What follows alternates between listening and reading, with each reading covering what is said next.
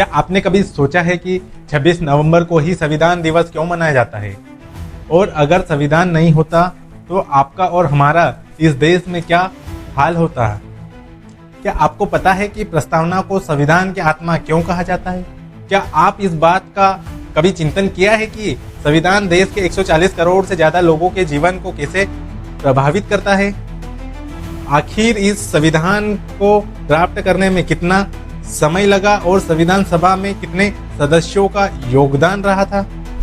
आखिर संविधान की रक्षा के लिए हम क्या कर सकते हैं? इन तमाम सवालों को इस वीडियो में कवर करेंगे। आप सभी को संविधान दिवस की हार्दिक शुभकामनाएं। 26 नवंबर का दिन हम सभी भारतीयों के लिए एक अत्यंत महत्वपूर्ण और ऐतिहासिक अवसर है। आज ही के दिन वर्ष 1949 में भारत की संविधान सभा ने हमारे देश के संविधान को अपनाया, अधिनियमित किया और आत्मार्पित किया था। हालांकि यह 26 जनवरी 1950 को लागू हुआ, लेकिन 26 नवंबर को संविधान को अपनाने की याद में यह दिवस मनाया जाता है। वर्ष 2015 से इस दिन को संविधान दिवस के रूप में मनाने की शुरुआत हुई, जिसका मुख्य उद्देश्य नागरिकों में संवैधानिक मूल्यों के प्रति सम्मान की भावना को बढ़ाना और संविधान के महत्व से जन जन को, विशेषकर युवाओं को अवगत कराना है। हमारा संविधान केवल एक कानूनी दस्तावेज नहीं, बल्कि यह हमारे लोकतंत्र की नींव और मार्गदर्शक सिद्धांत है।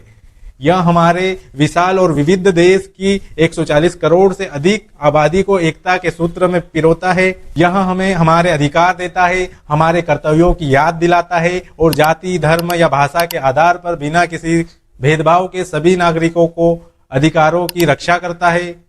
संविधान निर्माण में डॉक्टर भीमराव अंबेडकर, जो कि संविधान की प्रारूप समिति के अध्यक्ष थे, उनका योगदान अतुलनीय है और उन्हें भारतीय संविधान के जनक के रूप में जाना जाता है। उन्होंने और संविधान सभा के अन्य महान सदस्यों ने कई देशों के संविधानों का अध्ययन किया और उनमें से अच्छे प्रावधानों को लेकर भारत का यह अनूठा संविधान बनाया।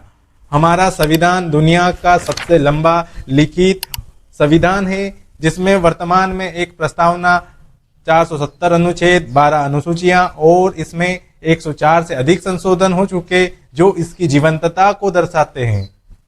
इस पावन अवसर पर हमें संविधान में निहित मूल्यों, न्याय, स्वतंत्रता, समानता, बंधुत्व को समझने और उन्हें अपने जीवन में उतारने का संकल्प लेना चाहिए। एक जिम्मेदार नागरिक के रूप में हमें अपने अधिकारों के साथ साथ अपने कर्तव्यों के प्रति भी सचेत रहना चाहिए। आइए हम सब मिलकर एक ऐसे भारत के निर्माण में अपना योगदान दें जो हमारे संविधान निर्माताओं के सपनों के अनुरूप हो। धन्यवाद दोस्तों।